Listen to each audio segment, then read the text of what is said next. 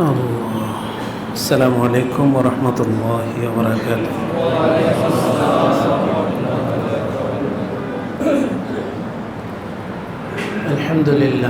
الحمد لله نحمده ونستعينه ونستغفره ونؤمن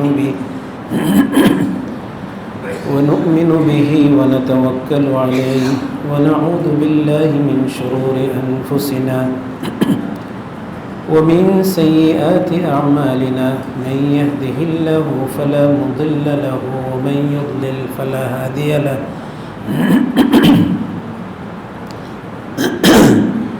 ونشهد أن لا إله إلا الله وحده لا شريك له ونشهد أن محمدا عبده ورسوله. أما بعد فأعوذ بالله من الشيطان الرجيم. بسم الله الرحمن الرحيم. قال تعالى: قل سيروا في الأرض فانظروا كيف كان عاقبة المكذبين. صدق الله مولانا العظيم وصدق رسوله النبي الكريم ونحن على ذلك لمن الشاهدين والشاكرين والحمد لله رب العالمين. اللهم صل على محمد وعلى آل محمد كما صليت على إبراهيم وعلى آل إبراهيم إنك حميد مجيد.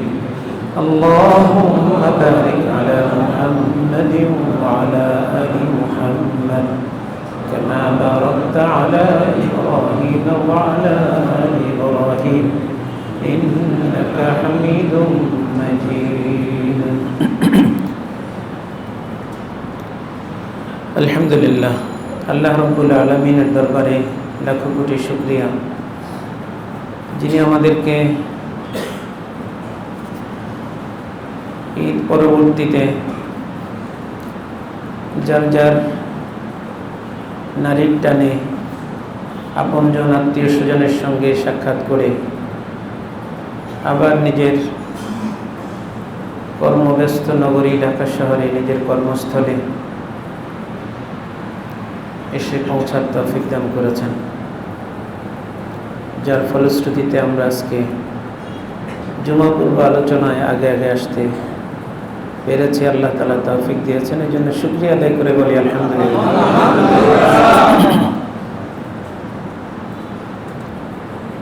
আজকে একটা গুরুত্বপূর্ণ বিষয় আলোচনা করব, যে বিষয়টা আমাদের জীবনের সাথে একেবারে সূচনা থেকে শেষ পর্যন্ত এর সম্পর্ক আমাদের জীবনের সাথে। সেটা হলো সফর। এই সফর সম্পর্কে ইসলামের নির্দেশনা কি? আমরা এতটা বস্তুবাদী হয়েছি, যে কোনো একটা ঘটনা ঘটলে ওই বস্তু কেন্দ্রিক আলোচনাটা সীমাবদ্ধ থাকে। একে অন্যকে দোষারোপ করি, দায় দায়িত্ব একজন আরেকজনের উপরে চাপাই। মানব জীবনের গুরুত্বপূর্ণ একটা পার্ট হলো সফর। এই সফর সম্পর্কে কোরআনে অগণিত সূরার মধ্যে, সূরা আরাফের মধ্যে, সূরা নামলের মধ্যে, সূরা নাহালের মধ্যে, সূরা রুমের মধ্যে, সূরা আনকাবুতের মধ্যে আল্লাহ তাআলা এই সফর সম্পর্কে বহু আয়াত নাজিল করছেন।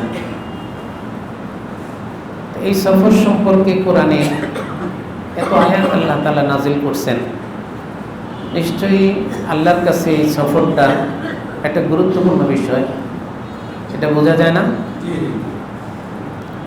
সফর করতেই বলেছেন আল্লাহ তাআলা, সিরু ফিল আরদ, তোমরা আল্লাহর জমিনে সফর করো। একটা তো উদ্দেশ্য হলো ফানজুরু কাইফা বাদাল খালক সুম্মা ইউঈদুহু, এটা একটা দেখার বিষয় আছে। কোনো অঞ্চলে গেলে আপনি দেখবেন যে সেখানে পাহাড় পর্বত, আপনি অবাক হয়ে যাবেন, মাইলের পর মাইল আপনি যাবেন, ঘন্টার পর ঘন্টা যাবেন। বেশি দূরে যাওয়া দরকার নাই। আমাদের ভারতে যান, ভারতে সফর করতে গেলে দেখা যাবে 1 ঘন্টা 2 ঘন্টা 3 ঘন্টা 5 ঘন্টা 6 ঘন্টা আপনি সফর করবেন মরুভূমি আর মরুভূমি। সৌদি আরবে ঘন্টার পর ঘন্টা সফর করবেন, মরুভূমি, পাহাড় আর পাহাড় শুধু। এই পাহাড়গুলো বসে আছে, কত হাজার বছর যাবত এই পাহাড়গুলো এখানে বসে আছে। আপনি পাহাড়কে জিজ্ঞাসা করলে পাহাড় বলবে আমার জন্ম থেকে আমি এখানে বসে আছি, আল্লাহর হুকুম আছে, আল্লাহর হুকুম আমাকে এখানে বসায় রাখছে। বান্দা, তুমি তো সফর করার জন্য তোমাকে আল্লাহ তাআলা পা দিয়েছেন, শক্তি দিয়েছেন আল্লাহ তাআলা, আমার তো সফর করার মতো সৌভাগ্য আল্লাহ তাআলা দেন নাই। তাহলে তারপরেও তো আল্লাহ তাআলার হুকুম আমি অমান্য করি না। আল্লাহ বলছেন বসে থাকতে, বাস আমি বসে আছি। এই বসে থাকা কি পাহাড়ের কোনো প্রয়োজনে নাকি আমাদের প্রয়োজনে?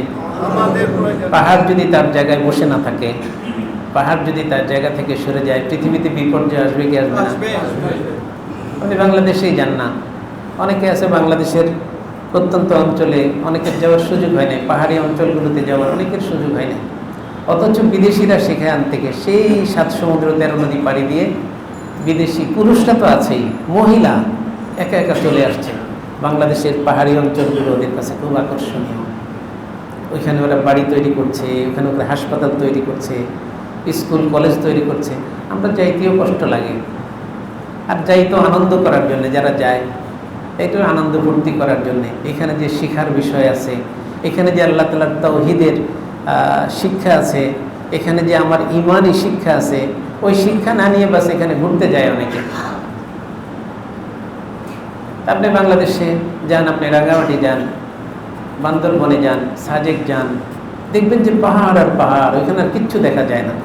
পাহাড় আপনাকে উঠাইতে উঠাইতে মেঘের উপরে উঠাই ফেলবে। আপনি দেখবেন যে মেঘ আপনার থেকে অনেক নিচে মেঘ যাচ্ছে, আপনি মেঘের উপরে আছেন। বাংলাদেশেই আছে এরা। আল্লাহ তাআলা সফর করতে বলেছেন, একটা তো হলো আল্লাহ তাআলার সৃষ্টি সম্পর্কে জানার জন্যে। আল্লাহ তাআলা কীভাবে এই দুনিয়াকে সৃষ্টি করেছেন একটু দেখে আসো। মাস্তানি তো করো মিয়াস, পাহাড়ের পাশে একটু দাঁড়াইলে দেখবা তুমি কত ছোট। ওই ছোট বইতেও তোমার শরম লাগবে পাহাড়ের সামনে। ভাই ছোট বড় বইতে হলে তো একটু কাছাকাছি হওয়া লাগে না? আপনি পাহাড়ের সামনে দাঁড়ায় থাকবেন, দাঁড়াইলে দেখবো যে হ্যাঁ আপনি তো পাহাড়ের সামনে পিঁপড়ার চেয়েও ছোট। ঢাকা শহরে অনেক মাস্তানি আমি করি, কিন্তু আমি ওইখানে যাই দেখি হাই হাই, এখানে তো পাহাড় আর পাহাড়, পাহাড়ের পাশে দাঁড়াইলে আমাকে দেখাই যাবে না। আল্লাহ তাআলা এই জন্যে বলছেন যে আমার সৃষ্টি দেখো, এগুলো আমি সৃষ্টি করছি, এগুলো আবার ধ্বংস করে দিব, সুম্মা ইউঈদুহু, এরপর আবার এরকম আমি আবার সৃষ্টি করব। এই জন্য দেখেন না, ভূমিকম্প হলে এক জায়গায় তলিয়ে যায়, আবার আরেক জায়গায় উঁচু হয়ে পাহাড় হয়ে যায়, হয় না এরকম? হ্যাঁ, সমুদ্রের ভিতরে দেখবেন যে চর উঠে গেছে, এটা আগে ছিল না। তা আল্লাহ তাআলা বলেন যে এগুলো আমি সৃষ্টি করি, আগেও আমি সৃষ্টি করেছি, ভবিষ্যতে এমন হতে পারে এই পাহাড়টা মাটির নিচে চলে যাবে, অন্য জায়গায় পাহাড় উঁচু হয়ে যাবে। এরপর আল্লাহ তাআলা অন্যত্র বলেছেন, কুল সিরু ফিল আরদ ফানজুরু কাইফা কানা আকিবাতুল মুকাদ্দিবিন, সফর করো পৃথিবীতে যারা আমাকে অস্বীকার করে, আমার নবীদেরকে যারা অস্বীকার করেছে, আমার আসমানি কিতাবের নির্দেশ যারা অমান্য করেছে, তাদের পরিণতি দেখে আসো। যে তুমি তো আমার অবাধ্যতায় লিপ্ত, নামাজ পড়ো না ঠিক করে, আমার কথা মানো না, আমার হুকুম তোমার ভালো লাগে না। দেখো এরকম কত জাতিকে আমি জাতির পর জাতিকে ধ্বংস করে দিয়েছি, যে দেখে আসো আমার সাথে অবাধ্যতার পরিণতি কি কঠিন, তুমি দেখে আসো। আদের কওমে আদকে কিভাবে ধ্বংস করেছি, কওমে সামূদকে কিভাবে ধ্বংস করেছি, এইভাবে কওমে ফিরআউনকে কিভাবে ধ্বংস করা হয়েছে, দেখে আসো। তো সফর একটা গুরুত্বপূর্ণ বিষয়। সফর, হিজরত, এগুলো শাব্দিকভাবে কাছাকাছি। হিজরতের মধ্যেও সফর আছে, সফরের মধ্যে হিজরত আছে। হিজরত মানে দেশ ত্যাগ করা, হিজরত মানে আল মুহাজিরু মান হাজারা মা নাহা আল্লাহ। হিজরতের আরেক অর্থ হলো আল্লাহ তাআলা যা নিষেধ করছেন, আল্লাহ তাআলার নিষেধাজ্ঞাকে মেনে চলা, যা যা নিষেধ করছেন এগুলো ছেড়ে দেওয়া। হিজরত অর্থ ছেড়ে আসা। অতএব আপনি আপনার অঞ্চল ছেড়ে কোথাও চলে গেলেন, অন্য অঞ্চলে আপনার অঞ্চল ছেড়ে আসলেন, এটাও হিজরতের অর্থ। আপনি গুনার সাথে লিপ্ত ছিলেন, আমি গুনাহের সাথে লিপ্ত ছিলাম, আমি গুনাহ ছেড়ে দিলাম, এটাও হিজরত। এই জন্যই কোথাও কোথাও আল মুহাজিরু মান হাজারা মান হাল্লা, প্রকৃত মুহাজির সে যে আল্লাহ তাআলার নিষেধাজ্ঞাকে ছেড়ে দিল, আল্লাহ তাআলা যে জিনিসটা নিষেধ করছে সেই নিষিদ্ধ বিষয়টা যে ছেড়ে দিল জীবনে, সেও মুহাজির। তো সেই জন্যে হিজরত একটা গুরুত্বপূর্ণ বিষয়, সফর একটা গুরুত্বপূর্ণ বিষয়। আমি আজকে অন্য লম্বা আলোচনা করব না, সফর সম্পর্কে অনেক লম্বা আলোচনা আছে। আমি এখান থেকে একেবারে সংক্ষেপ করে হাদিস এবং কোরআন থেকে নোট করেছি। এক নম্বর হলো, আজকে শুধু মৌলিক কথাগুলো বলবো, ওয়াজ না। আমরা সফর করি, সফর করার সময় আল্লাহর নির্দেশনা কি? আপনি সফর শুরু করবেন, এই যে সামনে হজ আসতেছে, হজের সময় আমরা সফর করব না? সফর করার সময় আপনার একটা কথা জেহেনে আসা দরকার, যে এই যে আপনারা মসজিদে আসলেন, এটাও একটা সফর। কেউ হয়তো মসজিদ থেকে 50 গজ দূর থেকে এখানে আসছেন, কেউ 100 গজ দূর থেকে, কেউ 1 মাইল দূর থেকে, কেউ 2 মাইল, কেউ 5 মাইল। এখানে নামাজ পড়ার জন্য এরকম আছে, চাঁদপুর থেকে আসে, বরিশাল থেকে আসে। এক লোক এসে বলতেছে, হুজুর আমি উত্তরবঙ্গ থেকে আসি, এই সপ্তাহে একদিন। এরকম অনেকে আছে, তো সফর করে আসতেছে। বাড়ি থেকে আসার সময় যে সফর করে আসতেছে, সে এখানে একটা জিনিস তার মাথায় আসা প্রয়োজন, যে আমার যে সফর, এই সফরটা তো আমার জীবনের ছোট্ট সফর হতে পারে, এটা আমার বৃহত্তর সফরের সাথে সংযুক্ত হয়ে যাবে। আমি রাস্তায় বাস আজরাইলের সাথে আমার সাক্ষাৎ হয়ে যাবে, আর এটাই আমার জীবনের শেষ সফর। আমি আর বাড়িতে জীবন্ত ফিরে আসবো না, আমার আখিরাতের সফরে আমি যুক্ত হয়ে যাব। এটা হতে পারে না? এটা এই ঈদও তো হয়েছে। ঈদ যাত্রায় 300-র উপরে পত্রিকার রিপোর্ট, 300-র উপরে মানুষ ব্যাস সফর করতে গিয়ে দুনিয়ার সফরে আসে, ব্যাস আখিরাতের সফরে যুক্ত হয়ে গেছে। সে হয়তো অনেক কল্পনা করছে, অনেককে বলছে, আমাদেরকে অনেকে বলে, ভাই আমি মারা গেলে তুমি আমার জানাজাটা পড়াইও, বলে না এরকম? আমার আম্মাও বলছেন, ইন্তেকালের আগে বলে গেছেন, আমি মারা গেলে তুমি আমার জানাজা পড়াইও। আমার এক খালা ইন্তেকালের সময়, এমনি আগে থেকেই ভালো মানুষ ছিলেন, তো ইন্তেকালের সময় হয়েছে, হয়তো বলে যেতে পারেন নাই, এনে আমাদেরকে খুব স্নেহ করতেন। তো আমি, আমার খালা যখন মারা গেছে, তা আমি খবর পাওয়ার পরে, আমার খালাতো ভাই বাংলাদেশ টেলিভিশনে চাকরি করে, উনি বড় অফিসার ছিলেন, তো আমি খবর পাওয়ার পরে আমার খালাতো ভাইকে আমি ফোন দিলাম। খালার বাড়ি হলো নোয়াখালী, আপনি চিন্তা করেন। আমি খবর পেয়ে যখন ফোন দিছি যে আমি আসতেছি, হ্যাঁ খালার জানাজা কখন, খালাতো ভাই কান্না করতেছে আর বলতেছে, খালাতো ভাই তুমি আসবা, তাহলে তোমার জন্য আমরা দেরি করবো জানাজা। মানে আমি যে যাব, এই কথা শুনে এত খুশি হয়েছে, সে কথা বলতে পারতেছে না। পরে আমি গেছি, আমি যাওয়ার পরেই জানাজা হয়েছে। তো ওই মজলিসে আমার এক ভাবি, উনি আমাকে বলতেছেন, ভাই তুই আমার জন্য তারা পড়াইস। এই যে একজনের আবেগ। আচ্ছা বলেন তো, যে লোকটা এই কথাটা বলছে, এই লোকটার কি নিশ্চয়তা আছে তার জানাজা, লাশ পাওয়া যাবে, লাশ মানুষের সামনে উপস্থিত করা হবে, তার জানাজা হবে, স্বাভাবিকভাবে তার কাফন দাফন হবে? সে কি জানে এটা? এটা একটা আবেগ, এটা নিয়মতান্ত্রিক একটা প্রক্রিয়া। কিন্তু যেই কথা বলছে সেও জানে না তার লাশ আদৌ পাওয়া যাবে কিনা। এটা তো দৌলতদিয়া ঘাটি প্রমাণ হয়েছে না, বহু লাশ পাওয়া যায় নাই। হয়তো তারা আমাদের চেয়েও ধনী মানুষ, টাকা পয়সা আছে, অনেক আধুনিক মানা, অনেক কিছু সে হয়তো কল্পনা করেছে, সে অনেক দিন বাঁচবে, অনেক কিছু করবে, অনেক পরিকল্পনা ছিল, অনেক স্বপ্ন ছিল। বাস নিমিষে পদ্মার পানি তার সমস্ত জিন্দেগির স্বপ্নকে 1 সেকেন্ডে মুছাই দিছে না? কারো কাছে মনের কথা কারো কাছে বলেও যেতে পারে নাই। এই জীবনটা নিয়েই তো আমরা বাহাদুরি করি না, খুব অহংকার করি এই জীবনটা নিয়ে, যে জীবনের কোনো নিশ্চয়তা আমার কাছে নেই। কি পরিমাণ ঝুঁকিপূর্ণ অবস্থায় আমরা জীবনযাপন করি। এই জন্যে সফরে যাওয়ার সময় প্রথম কথা, অভিজ্ঞ লোকদের সাথে মশওয়ারা করা।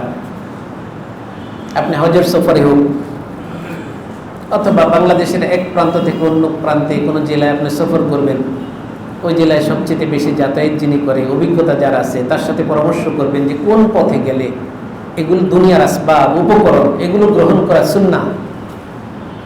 আল্লাহ রাসূল সাল্লাল্লাহু আলাইহি ওয়াসাল্লাম পৃথিবীর সবচেয়ে অভিজ্ঞ ব্যক্তি ছিলেন, যাকে ফেরেশতারা সঙ্গ দিতেন। হ্যাঁ, তার জন্য প্রকৃতি পর্যন্ত পরিবর্তন হয়ে যেত। তিনি যখন 10-12 বছরের বালক, তিনি চাচার সাথে সফরে গেছেন, এখনো নবুয়ত তার কাছে আসে নাই। সফরের মধ্যে সিরিয়া ব্যবসায়িক সফরে আল্লাহ রাসূল সাল্লাল্লাহু আলাইহি ওয়াসাল্লাম গিয়েছেন। ওই সফরটা, তার সফর সঙ্গী কাফেলাদের আগমন দেখেই একজন পাদ্রী বুঝতে পেরেছে যে এখানে নিশ্চয় কোনো মহাপুরুষ আছে। ভিন্ন রকম একটা পরিবেশ, গাছগুলো নুয়ে যাচ্ছে, কেমন একটা শীতল বাতাস মরুভূমিতে প্রবাহিত হচ্ছে। একজন পাদ্রী, তিনি তাওরাতের আলেম, ইনজিলের আলেম, তিনি বুঝতে পেরেছেন যে এখানে সাধারণ কোনো সফর না, এটা সাধারণ কোনো কাফেলা না, এখানে কোনো মহামানব আছে। তিনি দাওয়াত দিলেন তাদেরকে, পাহাড় থেকে নেমে আসলেন, পাহাড়ের চূড়া থেকে নেমে এসে দাওয়াত দিলেন যে তোমরা আজকে আমার এখানে দাওয়াত খাইবা। ওনার চাচা রাজি হয়ে গেছে, বসছে সবাই গাছের নিচে, মরুভূমিতে আর কোথায় বসবে, গাছের নিচে বসছে দাওয়াত খাওয়ার জন্য। আল্লাহ রাসূল হয়তো কোথাও ঘুরতে গেছেন, আসতে দেরি হয়ে গেছে। আল্লাহ রাসূল এসে বাস রোদের মধ্যেই বসে আছেন, গাছের ছায়াটা আস্তেই করে আল্লাহ রাসূল সাল্লাল্লাহু আলাইহি ওয়াসাল্লাম চলে গেছে। যার জন্য দুনিয়া আল্লাহ তাআলা সৃষ্টি করছেন, আসমান জমিন সব কিছু সৃষ্টি করার পর এর পূর্ণতা দান করছেন আল্লাহ তাআলা, যাকে দিয়ে সৃষ্টির তিনি হচ্ছেন মুহাম্মদুর রাসূলুল্লাহ সাল্লাল্লাহু আলাইহি ওয়াসাল্লাম। এরকম অসংখ্য ঘটনা আছে। তো রাসূলুল্লাহ সাল্লাল্লাহু আলাইহি ওয়াসাল্লামকে আল্লাহ তাআলা এইভাবে আসমান জমিনের সবকিছুকে তার অনুগত করে দিয়েছিলেন। তিনি তো শুধু মানুষের নবী ছিলেন না, তিনি সমস্ত সৃষ্টির নবী ছিলেন। এই জন্য তাকে মেরাজে নিয়েছে কেন আল্লাহ তাআলা, সেখানেও একটা বর্ণনা আছে রিওয়ায়াতে, যে আসমানের অধিবাসী দেখতে চেয়েছে মুহাম্মদুর রাসূলুল্লাহ সাল্লাল্লাহু আলাইহি ওয়াসাল্লাম, যে দুনিয়ার মানুষ শুধু তার সৌন্দর্যে বিমোহিত হবে, তার বরকত অর্জন করবে, আমরা কি একবারে দেখতে পারবো না মুহাম্মদুর রাসূলুল্লাহ সাল্লাল্লাহু আলাইহি ওয়াসাল্লামকে, আপনার হাবিবকে? এই জন্য আল্লাহ তাআলা সমস্ত সৃষ্টি জগৎকে দেখানোর জন্য মুহাম্মদুর রাসূলুল্লাহ সাল্লাল্লাহু আলাইহি ওয়াসাল্লামকে আল্লাহ তাআলা মেরাজে নিয়েছেন। কোরআনে তো আছে রাসূলুল্লাহ সাল্লাল্লাহু আলাইহি ওয়াসাল্লামকে আল্লাহ তাআলা নিয়েছেন আল্লাহ তাআলার সৃষ্টি জগৎ দেখানোর জন্য, কিন্তু কেউ কেউ ব্যাখ্যায় বলেন যে ওইটাও আছে। যাই হোক, তো যার এত শান, এত মান, এত মর্যাদা, যার পুরো সৃষ্টি যার কাছে অবনত হয়, ভাই স্বাভাবিক কথা, আদম আলাইহিস সালাতু ওয়াস সালাম নবী হিসাবে আদম আলাইহিস সালাতু ওয়াস সালাম শ্রেষ্ঠ নাকি মুহাম্মদুর রাসূলুল্লাহ সাল্লাল্লাহু আলাইহি ওয়াসাল্লাম শ্রেষ্ঠ? মুহাম্মদুর রাসূলুল্লাহ সাল্লাল্লাহু আলাইহি ওয়াসাল্লাম শ্রেষ্ঠ। যদিও উনি বাবা, আমরা এই ভুলগুলো অনেক সময় করি।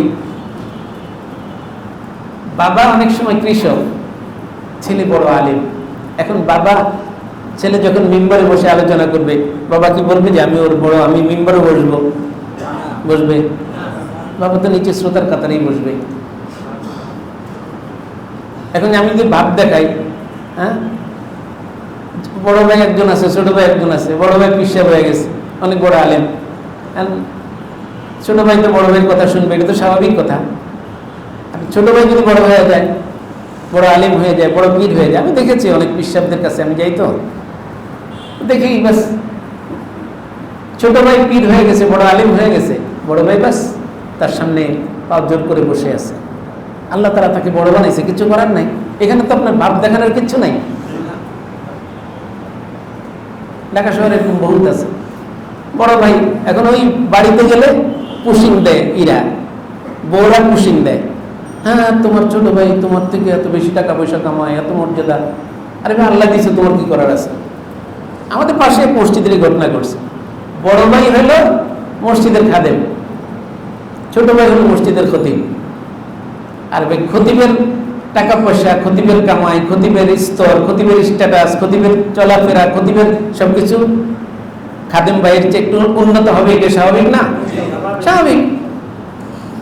এখন যদি ছোট ভাই বড় ভাইয়ের বউ, হ্যাঁ ও ছোট ভাইয়া তোমার এত উপরে উঠে গেছে, তুমি কিছু করতে পারো না, বাস যদি তার বুদ্ধি না থাকে, ব্যাককল হয় বড় ভাই, তাহলে বাস ওই বউয়ের কথায় ছোট ভাই খোঁচাখুচি করবে। খোঁচাখুচি করতে গিয়ে নিজের ক্ষতি হবে না উপকার হবে? ক্ষতি হবে। তাকে হয়তো বড় ভাই আনছে, ছোট ভাই আনছে মসজিদে, ভাই দেশে আছে, গ্রামে আছে, বেকার আছে, ঠিক আছে, আমার মসজিদে তো একজন খাদেম দরকার, মুয়াজ্জিন দরকার, আনছে। শেষ পর্যন্ত খোঁচাখুচি করতে গিয়ে 2 ভাইয়ের চাকরি চলে গেছে। এরকম ঘটনা করছে। মিথ্যা অপবাদ দিয়ে বড় ভাইয়ের নামও বলতে পারবো, আপনাদের আশপাশে একটা মসজিদ। তো এগুলো অনেক সময় হয়। এই জন্য আল্লাহ তাআলার যে মানসা, আল্লাহ তাআলার যে সৃষ্টির যে আল্লাহ তাআলার যে রহস্য, এটা বোঝা জরুরি। আল্লাহ তাআলা কাকে কোন মর্যাদা রাখবে। এই জন্য আদম আলাইহিস সালাম তো বাবা, কিন্তু শ্রেষ্ঠত্ব দান করেছেন আল্লাহ তাআলা নবীদের উপরে কাকে? মুহাম্মদুর রাসূলুল্লাহ সাল্লাল্লাহু আলাইহি ওয়াসাল্লামকে। আদম আলাইহিস সালাম তো প্রথম আসমানে বসে আছে। মুহাম্মদুর রাসূলুল্লাহ সাল্লাল্লাহু আলাইহি ওয়াসাল্লাম আদম আলাইহিস সালামের সাথে সাক্ষাৎ দিয়া, স্বাগতম জানায়, টাটা দিয়া প্রথম আসমান, দ্বিতীয় আসমান, তৃতীয় আসমান, চতুর্থ আসমান, পঞ্চম, সপ্তম, এরপরে সিদরাতুল মুনতাহা আরশে আজিমে চলে গেছে। আদম আলাইহিস সালাম কইছে, তুমি এত বাপ দেও কামি, আমি তোমার বাপ। বরং আদম আলাইহিস সালাম আরো খুশি হয়েছে যে আমার ছেলেকে আল্লাহ তাআলা মর্যাদা দান করছে। মারহাবান বিইবনে সালেহ, ও আমার নেককার সন্তান, তোমাকে আমি মারহাবা দিচ্ছি, স্বাগতম, সুস্বাগতম। এটা হলো একজন বিবেকবানের কাজ। তো যে কোনো সফরে যাওয়ার সময় যে কথাটা বলতেছিলাম, যে অভিজ্ঞতা একজনের আছে, আরেকজনের অভিজ্ঞতা নাই, হতে পারে সে ছোট। সফরে যাওয়ার সময় আদাব হলো রাসূলুল্লাহ সাল্লাল্লাহু আলাইহি ওয়াসাল্লামকে আল্লাহ তাআলা ওয়াশাওয়িরহুম ফিল আমর, যে কোনো যুদ্ধের সফরে যাওয়ার সময়, যে কোনো ধরনের হিজরতে, যে কোনো সফরে যাওয়ার সময় অভিজ্ঞ ব্যক্তির সঙ্গে, যারা অভিজ্ঞতা আছে সফর করে, তাদের সঙ্গে পরামর্শ করার জন্য, মশওয়ারা করার জন্য আল্লাহ তাআলা হুকুম করছেন। তাহলে আমি আর আপনাকে ওয়াশাবিরহুম ফিল আমর ফাইদা আযামতা ফাতাওয়াক্কাল আলাল্লাহ। সূরা আল ইমরান এর মধ্যে এই আয়াতটা আসছে, ওয়াশাবিরহুম ফিল আমরি ফাইদা আযামতা ফাতাওয়াক্কাল আলাল্লাহ। যখন আপনি মশওয়ারা করলেন, পরামর্শ করে আপনি ট্রেনে যাবেন না বাসে যাবেন না বিমানে যাবেন না অন্য কোনোভাবে যাবেন, প্রাইভেট গাড়ি নিয়ে যাবেন, কিভাবে গেলে আপনার ভালো হবে, উঁচু নিচু রাস্তা, পাহাড়ি পথ, এরকম আমাদের অনেক সময় হয়। গত বছর নানুপুর গিয়েছিলাম একটা মাহফিলে। নানুপুর মানে একেবারে যে গুইমারা দিয়া পাহাড়ি রাস্তা দিয়া চিটং যাইতে হয়। রাত্রে আসার সময় তো ভাই কলিজা সাথে নাই, মানে এমন চিপা রাস্তা, ভিতর দিয়ে আসার সময় এত চিপা রাস্তা, একটা গাড়ি চলতে পারে, 2টা গাড়ি ক্রস করতে পারবে না সব জায়গায়। এখানে যদি ডাকাতরা একটা গাড়ি সামনে দাঁড় করায় দেয় অথবা একটা গাছ ফেলে দেয়, আপনার ওখানে দাঁড়িয়ে ডাকাতকে সেলুট দেওয়া ছাড়া কিচ্ছু করার নাই। অনেকটুকু আসার পরে একটা মসজিদ পাইলাম, পরে বললাম যে মসজিদে একটু বসি। এত চিপা রাস্তা আর এত গহীন জঙ্গল আর অন্ধকার। কয়েকজনে বললো যে হুজুর এই অন্ধকারের ভিতরে যাওয়া উচিত না। নানুপুর পিসাপুর পর্যন্ত একবার এরকম গাছপালায় আটকায় দিচ্ছে রাস্তার মধ্যে। এখন আমি ওখানে কখনো যাই নাই, নানুপুর মাহফিলে কখনো যাই নাই, এবার ফার্স্ট আমাকে দাওয়াত দিয়েছে। তা আমি অভিজ্ঞ যারা ছিল তাদের সাথে মশওয়ারা করছি। রাত্রে 4টার আগে আমি রওনা দিছি নানুপুর মাদ্রাসা থেকে, যাতে করে ওই জঙ্গলের কাছে আসতে আসতে ফজরের সময় হয়ে যায়। তো তাড়াতাড়ি চলে আসলাম। এই জন্যে পাশে একটা মসজিদ ছিল, তো মসজিদটাতে নামাজ পড়ে ফজরের জন্য অপেক্ষা করলাম, নামাজ পড়লাম। একটু যখন চতুর্দিকে আলো হয়েছে তখন ড্রাইভার বলেছে চলেন, রওনা দিলাম। এই জন্য সফরে যাওয়ার সময় মশওয়ারা করা। আপনি অনেক বড় আলিম হতে পারেন, আপনি অনেক শিক্ষিত হতে পারেন, কিন্তু গ্রামের একজন কৃষকের পরামর্শ অন্য সময় আপনার জন্য উপকারী হবে, হবে না? এটা একটা গুরুত্বপূর্ণ বিষয়। সফরে যাওয়ার সময় অভিজ্ঞ ব্যক্তিদের সঙ্গে মশওয়ারা করা, এটা কোরআনের আয়াতের নির্দেশ। এটা কোনো হাদিস না যে আপনি দঈফ করবেন, এটাকে দুর্বল করবেন। এই জন্য সফরের আদাবের মধ্যে প্রথম আদাব হলো, এর আগে আরো অনেক আছে, আমি আগে বলছি, এই সম্পর্কে কমপক্ষে 30টা পয়েন্ট লেখা যাইতো। আমি মাত্র 6-7টা পয়েন্ট আপনাদের জন্য রেডি করছি। 1 নম্বর তো হলো সফর কোনো শত্রু রাষ্ট্রে সফর করতে নাই। এটা সম্পর্কে আলাদা একটা অধ্যায় আছে। শত্রু রাষ্ট্র, অন ইসলামী রাষ্ট্র না, একটা হলো অন ইসলামী রাষ্ট্র, আরেকটা হলো শত্রু রাষ্ট্র, অর্থাৎ মুসলমানদেরকে সেখানে পাইলে কচুকাটা করে, এরকম রাষ্ট্রে সফর করতে নিষেধ করছে। সফর করার জন্য সেখানে কিছু শর্ত আছে। বিশাল জামাত যদি থাকে, নিজেদের উপর নিজেদের আস্থা থাকে, সাথে মহিলাদেরকে নিবে কি নিবে না, কোরআন শরীফ নিয়ে যাবে কি যাবে না, এটা লম্বা আলোচনা আছে।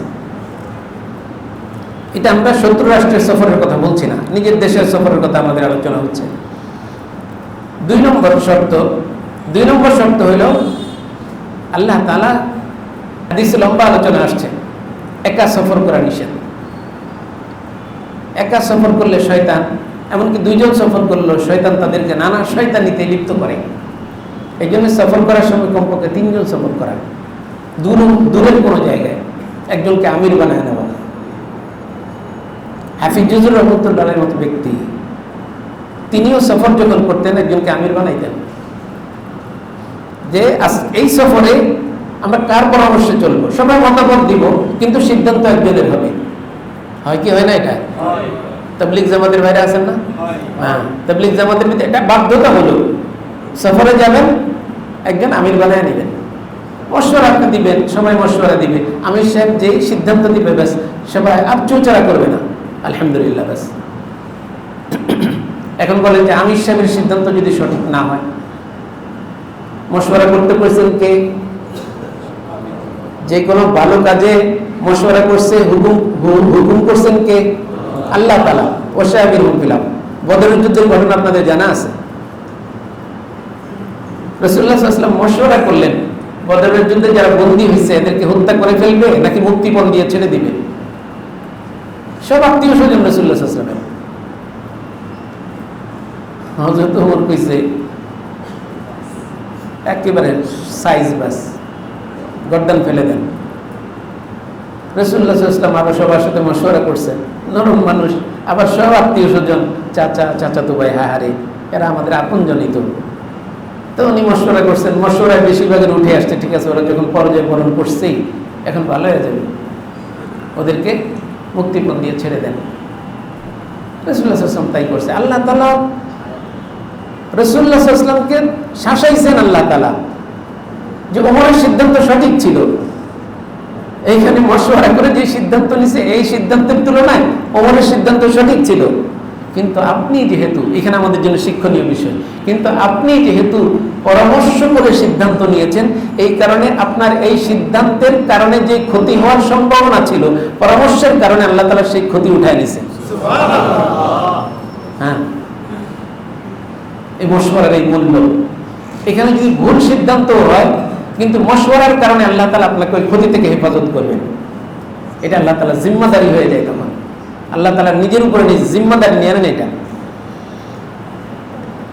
2 নম্বর বিষয় যেটা, সেটা হলো সঙ্গী নির্বাচন। একটা হলো সফর সঙ্গী নিয়ে যাওয়া। এখন তো অনেক মানুষ আছে, কালকে একজন আমাকে ফোন দিছে, হুজুর আমার শরীরটা অনেক খারাপ, এক জায়গায় সফরে আসছি, এখন আমার শরীর কাঁপতেছে, মনে ডায়াবেটিস একেবারে 0-তে চলে যাচ্ছে, আমি একা একা এখন কেমনে বাড়ি যাই। তাই বললাম যে আপনি যে কোনো একজন সাথে নিয়ে যান। এই যে সঙ্গী নিয়ে যাওয়া, এটা রাসূলের সুন্নাহ, কিন্তু সঙ্গী নির্বাচনের এটা একটা আলাদা সুন্নাহ। সফরের সঙ্গী নিয়ে যাওয়া, একজন আমির নির্বাচন করা, এগুলা আমি পয়েন্ট হিসেবে আনি নাই, কিন্তু এগুলো সব আছে। সঙ্গী নির্বাচন করার ক্ষেত্রে কোরআনের প্রকাশ্য স্পষ্ট বক্তব্য, ইয়া আইয়ুহাল্লাযীনা আমানুত্তাকুল্লাহ ওয়া কুনু মা'আস সাদিকিন। সঙ্গী নির্বাচনের সময় সফর সঙ্গী হিসেবে একজন নেককার মানুষ, মুত্তাকি মানুষ, সাদিক সত্যবাদী মানুষ আপনি সফর সঙ্গী হিসেবে নির্বাচন করবেন। এটা আল্লাহ তাআলার নির্দেশ, কোরআনের নির্দেশ। অনেকে সফর থেকে বের হওয়ার সময় ঘরে মানুষের সঙ্গে রাগারাগি করে বের হয়ে যায়, আছেন এরকম? আমি কইছি এটা করবি, আমি এই সেজন্য এটার উল্টা না দেখি, তাহলে কি তো একেবারে ক্লোজ, খুব ভাবলে যায়, হয়তো দেখা যাবে সে আর ফিরেও আসবে না কোনোদিন। এরকম আমাদের জীবনে বহু ঘটনা আছে। হুমকি ধমকি দিয়ে গেছে, আল্লাহ তাআলা তাকে ঘরে ঢুকার জন্য, এলাকায় ঢুকারও তৌফিক দেয় নাই। এরকম আছে না অনেক মানুষ? আমি বলি না হয়তো তার মৃত্যু খারাপ হয়েছে, হয়তো তার মৃত্যুটা ভালো হয়েছে, কিন্তু সে যাদেরকে হুমকি ধমকি দিয়ে গেছে তার জন্যও তার মৃত্যুটা ভালো হয়ে গেছে, আর 2 দিকে রক্ষা করছেন আল্লাহ তাআলা। এরকম হয় অনেক সময়।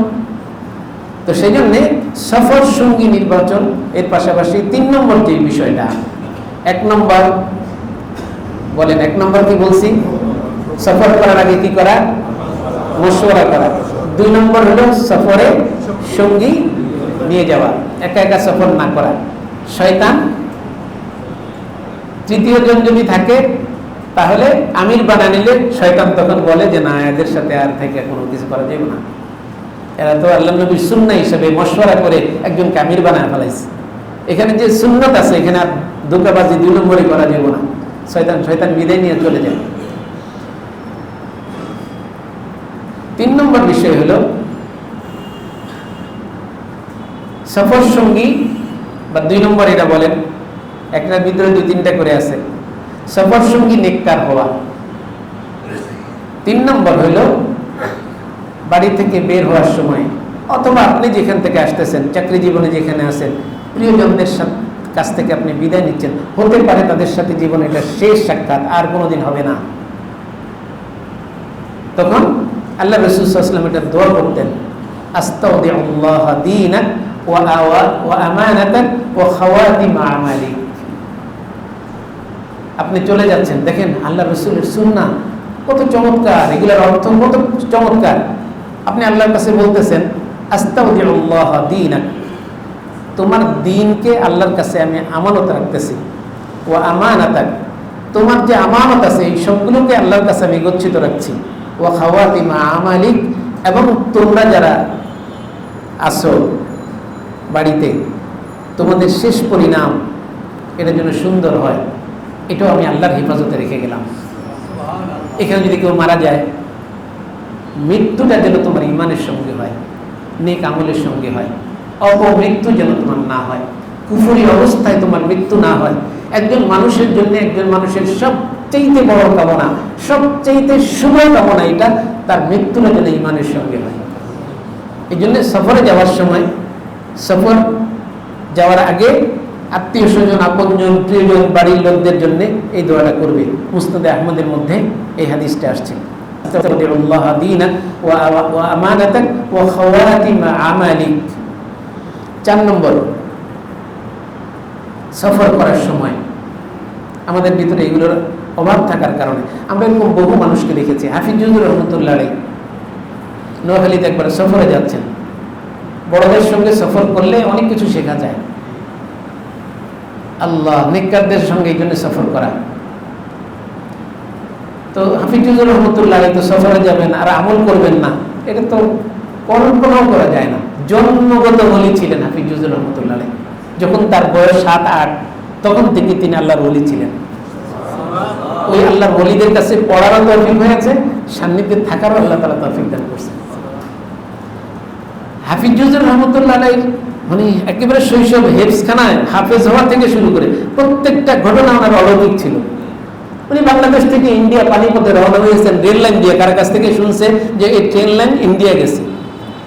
উনি ইন্ডিয়া রওনা হয়েছে রেল লাইন দিয়ে, যে এই রেল লাইন দিয়ে যাইতে হলে সোজা গেলে আমি ইন্ডিয়া, আমার ওই পানিপথে সেই মাদ্রাসায় যেতে পারবো। রওনা হয়ে গেছে হেঁটে।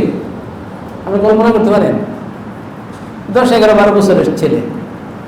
ঠিকই এক অলৌকিক ঘটনার মাধ্যমে আল্লাহ তাআলা ওনাকে বিনা টাকায়, বিনা পয়সায় বাস ইন্ডিয়া পার করে দিয়েছেন। এটা আগে একটা ঘটনা আছে, ওনাকে পথে কুকুরে কামড়াইছে। এখন কুকুরের চিকিৎসা তখন বাংলাদেশে ছিল না, ইন্ডিয়াতে ছিল। এখন এটা সরকারের কাছে, জেলা প্রশাসকের কাছে এই সংবাদ যাওয়ার পরে জেলা প্রশাসক পরে ওনাকে কোথায় পাঠাবে, বাস চিকিৎসার জন্য ইন্ডিয়া পাঠিয়ে দিছে। ট্রেনে করে উনি ইন্ডিয়া চলে গেছে সরকারি খরচে। যে ওইখানে বাস চিকিৎসা করতে গিয়ে উনি আর আসেন নাই। পানিপথে গিয়ে উনি হেফজখানায় ভর্তি হয়ে গেছে, ওইখানে হাফেজে, ওইখানে তিনি আলেম হয়ে তারপর বাংলাদেশে আসছেন। অথচ ইনি স্কুলের ছাত্র ছিলেন, স্কুলের ছাত্র ছিলেন। তার হিন্দু শিক্ষক যিনি ছিলেন তিনি হাফিজুর রহমতুল্লাহ আলাইহি ছোটবেলায় দেখে বলতেন এই ছেলেটা সাধারণ কোনো ছেলে হবে না। চেহারা দেখেই বলতেন এটা সাধারণ কোনো ছেলে না। আল্লাহ যাকে বানাবেন তাকে শৈশব থেকেই ওইভাবে তৈরি করেন। তো হাফিজুর রহমতুল্লাহ নোয়াখালী সফরে যাচ্ছেন, গাড়িতে উঠছেন, গাড়ি পথে অ্যাক্সিডেন্ট করছে, গাড়ি পড়ে গেছে। 2-3 পল্লি খেয়ে খেতে পড়ে আবার গাড়ি রাস্তায় উঠে গেছে। বুঝলে কিচ্ছু হয় নাই, ড্রাইভারও কিচ্ছু হয় না। এই জন্য দোয়া আছে, যে দোয়াগুলো পড়লে আল্লাহ তাআলা আপনাকে আমাকে নিরাপদে আপনার গন্তব্যে পৌঁছায় দেবে। গাড়ি হয়তো ভেঙে যাবে কিন্তু আপনার কিচ্ছু হবে না। এগুলো আমাদের আধুনিক, তথাকথিত আধুনিক, আধুনিক শিক্ষিত না, তথাকথিত আধুনিক, যাদের ইসলামের স্পর্শ নাই, কোরআন হাদিসের স্পর্শ নাই, ঈমানের স্পর্শ যাদের শিক্ষার মধ্যে নাই, তারা এগুলো শুনলে আপনাকে হয়তো মসজিদ থেকে বাইরে এলে আপনি কইলে তুচ্ছ তাচ্ছিল্য করবে। করবে কি করবে না? ওরা পুরা বস্তু নির্ভর, ওরা নিজেদেরকে বাস্তব নির্ভর বলে, আসলে বাস্তব নির্ভর না, ওরা কি নির্ভর? বস্তু নির্ভর। আমি এই জন্য বলি ভাই, মুসা আলাইহিস সালাম লাঠিটা তো কাঠের ছিল নাকি, কিন্তু যেদিন সাপ হয়ে গেছিল ওই দিন এটা কি ছিল? যেদিন মুসা আলাইহিস সালাম জাদুঘরদের সামনে হাজার হাজার সাপ, জাদুঘরদের এগুলো তো বানাওয়ার সাপ, কৃত্রিম সাপ, কিন্তু মুসা আলাইহিস সালামকে আল্লাহ তাআলা যখন বলছেন যে তোমার হাতের লাঠিটা ছেড়ে দাও, এটা যখন বিশাল সাপের আকৃতি ধারণ করে মাঠের সমস্ত সাপগুলোকে একটানে গিলে ফেলছে, মুসা আলাইহিস সালাম পিছন দিকে লাফ দিয়ে পড়ে গেছে। আরে মারাত্মক কথা। আল্লাহ তাআলা বলে, মুসা তুমি জানো না এটা লাঠি, তুমি লাফ দিলা কেন? লা তাখাফ ইন্নী লা ইয়াখাফু লাদাইয়াল মুরসালুন, আমার কাছে তো নবী তো ভয় পাইতে পারে না। কিন্তু মুসা আলাইহিস সালাম সাপের যে আকৃতি দেখলেন, এটা বাস্তব সাপ হয়ে গেছে সেকেন্ডের মধ্যে। এখন বলেন এটা রাসূল সুরতটা কি? এটা আপনি বলছেন লাঠি। মুসা আলাইহিস সালাম লাঠি নিয়ে শুয়ে থাকতেন বছরের পর বছর, এই লাঠিটা যখন সাপ হয়েছে উনি দেখলেন যে এটা আসল সাপ। তাহলে বাস্তবতা হলো আল্লাহ তাআলার হুকুম, বাস। ইন্নামা আমরুহু ইযা আরাদা শাইআন, কন্না বেশক রাসেল না, আইয়াকুলা লাহু কুন। আল্লাহ তাআলা যখন কাউকে কোনো জিনিস বানাইতে চায়, কোনো জিনিসকে অন্য কোনো জিনিসে রূপান্তর করতে চায়, কোনো উপাদানের মুখাপেক্ষী নন তিনি শুধু বলেন কুন, বাস ফায়াকুন, হয়ে যায়। এই আল্লাহর উপরে বিশ্বাস রাখা সফরের মধ্যে এটা হলো প্রথম কাজ, আল্লাহর উপর আস্থা। এই জন্যে ঘর থেকে বের হওয়ার সময় 4 নম্বর সুন্নাহ হলো সফরে বিসমিল্লাহি তাওয়াক্কালতু আলাল্লাহ। ওই যে আগেই বলছি, সিরু ফিল আরদি ফানজুরু কাইফা বাদাআল খালক সুম্মা আল্লাহু ইউনশিউন নাশাতাল আখিরাহ। আসমান, জমিন, গ্রহ, নক্ষত্র, ওই যে পদ্মা নদী, পদ্মার ঢেউ, পদ্মার পানি, এই পদ্মার উপরে যে ফেরিটা চলছে, এই ফেরিটা, এটাকে নিয়ন্ত্রণ করা, এই গাড়িগুলো, এই সব কিছুর মালিককে, স্রষ্টাকে, নিয়ন্ত্রককে আল্লাহু লা ইলাহা ইল্লাহু আল হাই আল কাইয়্যুম। এই কাইয়্যুম মানে থামনে ওয়ালা, উর্দুতে বলে, যিনি নিয়ন্ত্রণ করেন সমস্ত কিছু। এই দুনিয়াটা, আসমান, জমিন, গ্রহ, নক্ষত্র সব কিছুকে তিনি নিয়ন্ত্রণ করেন। সূর্যটা একটু এদিক সেদিক নড়াচড়া করতে পারে না, এইভাবে নিয়ন্ত্রণ করেন। আপনি না গাড়িটা চালানো দেখে আপনি আশরাফুল মাখলুকাত হিসেবে কিছুটা নিয়ন্ত্রণ আপনার হাতে আল্লাহ তাআলা দিয়ে দেখছে যে আপনি সুন্নাত মোতাবেক চলেন কিনা।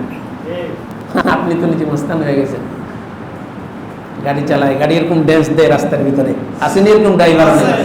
হ্যাঁ, কি পাল্লা লাগে, কোনো দোয়া নাই, দুরুদ নাই, আল্লাহ নাই, খোদা নাই, বাস প্রতিযোগিতা চালায় গাড়ি, এই গাড়ি নিয়ে। অথচ এই গাড়ি কার হুকুম মানে? যিনি চালক তার ব্রেনটাও কার হুকুম মানে? সেকেন্ডের ভিতরে ব্রেনটা আল্লাহ তাআলা নষ্ট করে দিতে পারে, সেকেন্ডের ভিতরে। এই জন্যে সফর করার সময় বলা বিসমিল্লাহি তাওয়াক্কালতু আলাল্লাহ, বলেন সবাই বিসমিল্লাহি তাওয়াক্কালতু আলাল্লাহ। আমি আল্লাহর নামে সফর শুরু করছি এবং দুনিয়ার কোনো বস্তু, ব্যক্তি, গাড়ি, কোনো কিছুর উপর আমার ভরসা নাই, একমাত্র ভরসা কার উপরে? আল্লাহর উপরে। ব্যাস, আপনি আল্লাহ তাআলার সিকিউরিটিতে আপনি চলে গেলেন। এই কথা বলার সাথে সাথে আল্লাহর সিকিউরিটিতে যাওয়া মানে কি জানেন? আল্লাহ তাআলা জমিনকে বলে দিবে, আল্লাহ তাআলা ওই পদ্মা নদীকে বলে দিবে, আল্লাহ তাআলা সমুদ্রকে বলে দিবে, আল্লাহ তাআলা গাড়িকে বলে দিবে, এই সব কিছুকে আল্লাহ বলে দিবে যে এখানে আমার একজন প্রিয় বন্ধু আছে, নিরাপদে একটু পৌঁছায় দিও। হ্যাঁ, আর মজার খবর আছে সামনে, সময় তো নাই। তো এরপরে বলবে লা হাওলা ওয়ালা কুওয়াতা ইল্লা বিল্লাহ, আমার কোনো শক্তি নাই ঢাকায় যাওয়ার কি? আপনি বাড়ি থেকে মসজিদে আসছেন, আপনার আমার শক্তিতে আসছি আমরা? আল্লাহ তাআলা আনছেন বলে আসছি। অনেকে আছে মসজিদে আসার পথেই বাস আর আসতে পারে না, অথবা মসজিদ থেকে যাওয়ার সময় বাস শেষ। এই জন্য লা হাওলা ওয়ালা কুওয়াতা ইল্লা বিল্লাহ। দেখেন এই হাদিসটা আবু দাউদ, সুনানে আবু দাউদের হাদিস। এই হাদিসের শেষে একটা মজার কথা আছে, যে এই যে ভিতর থেকে যে আমলগুলো না করার কারণে আমাদের জীবনে বিপর্যয় আসে, আমরা শুধু দোষারোপ করি, অন্যকে দোষারোপ করি না। অন্যকে আপনি দোষারোপ করবেন না।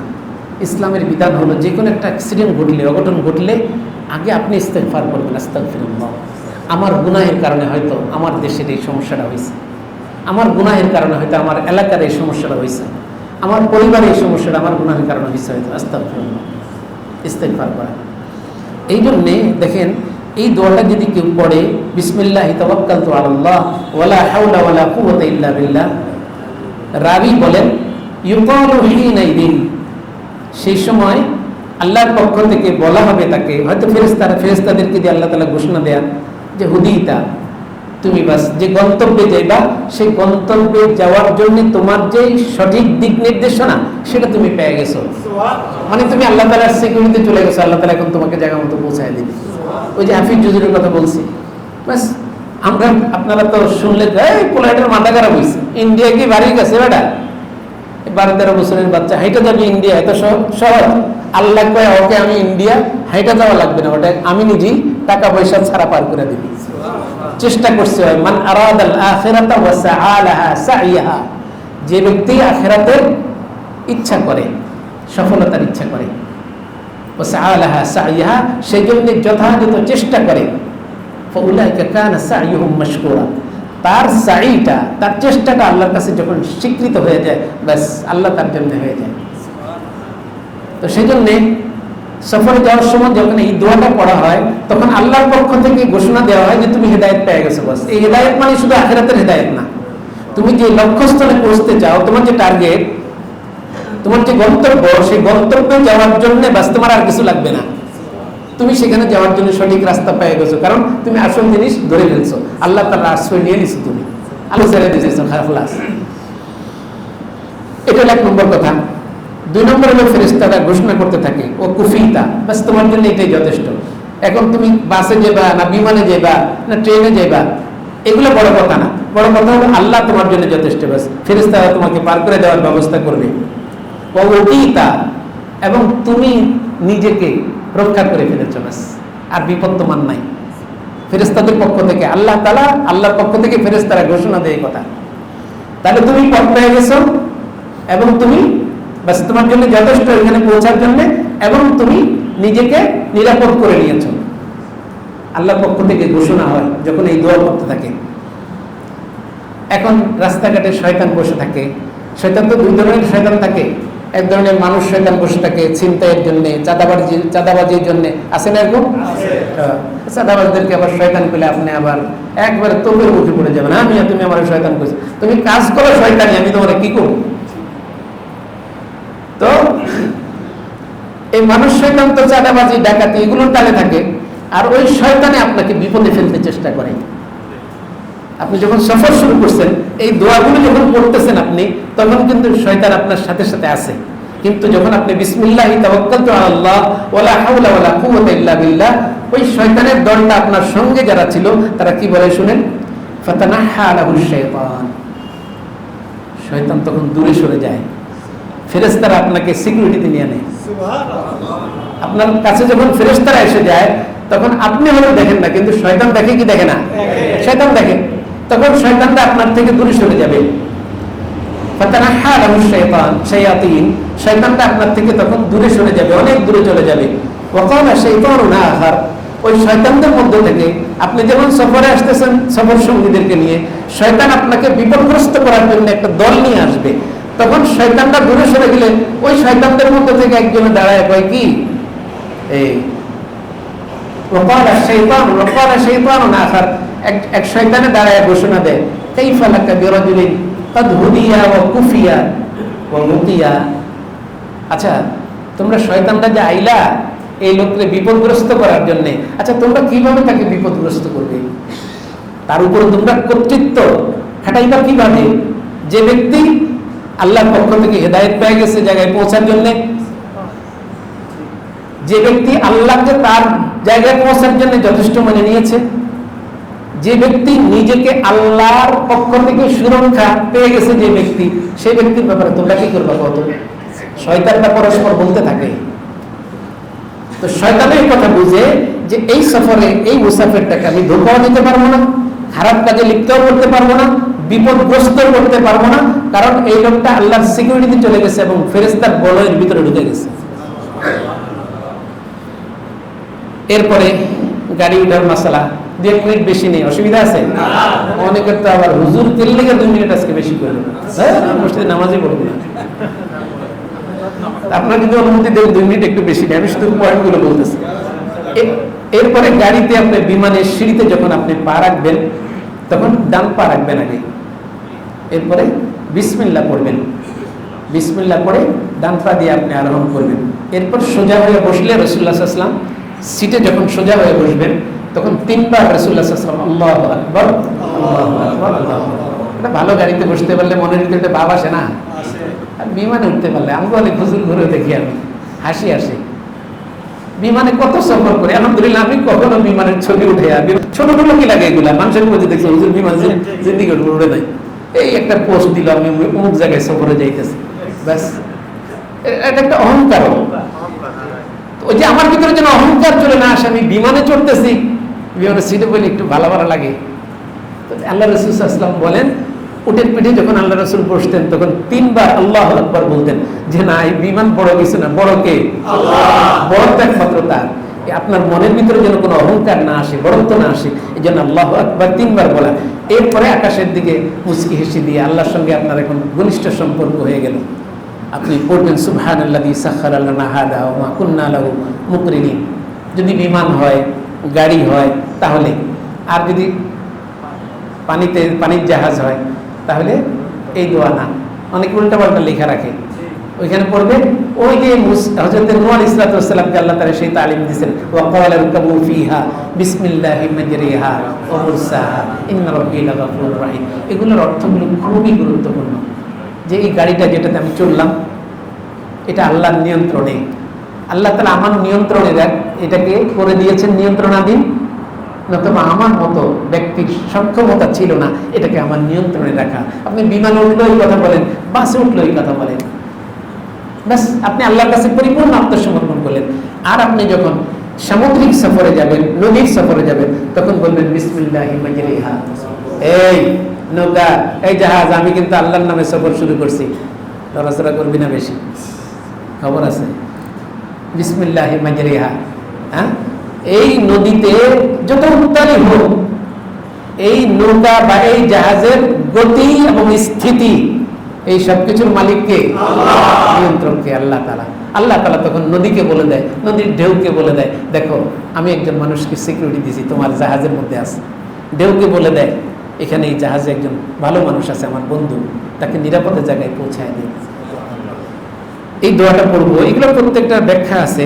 সর্বশেষ 6 নম্বর, যে জায়গায় যাবেন সে জায়গায় যে এই যে গাড়ি যেখানে থামছে এখানে নাইমা, এটা একটা লক্ষ্যস্থল আপনার, এটা একটা আপনার জায়গা, এখানে আপনি বলবেন রব্বি আনজিলনি মুনজালান মুবারাক ওয়া আনতা খায়রুল মুনজিলিন। হে আল্লাহ, আমাকে এমন জায়গায় আপনি অবতরণ করার তৌফিক দিয়েন যে জায়গাটা বরকতময়, এটা না বরকতি যেন না হয়, ক্ষতিকর যেন না হয়। গাড়ি বলে নিজে হেঁটে এটা চলে গেছে, কেন গেছে ভাই? তো এই জন্য যাবে না গাড়ি, গাড়ির এই ক্ষমতা নাই।